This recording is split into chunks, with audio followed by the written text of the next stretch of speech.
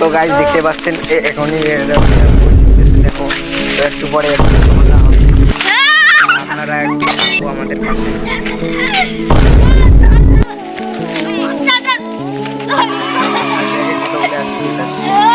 ব্যাগে অনেকগুলো আসবে, এগুলো নেওয়া ছিল, একটু পরে ধামাকা হবে।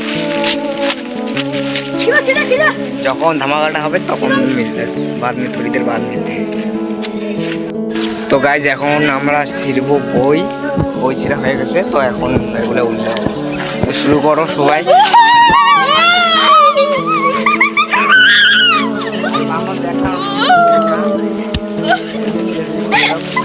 ব্যাগ, আরে এটা আমার ব্যাগ।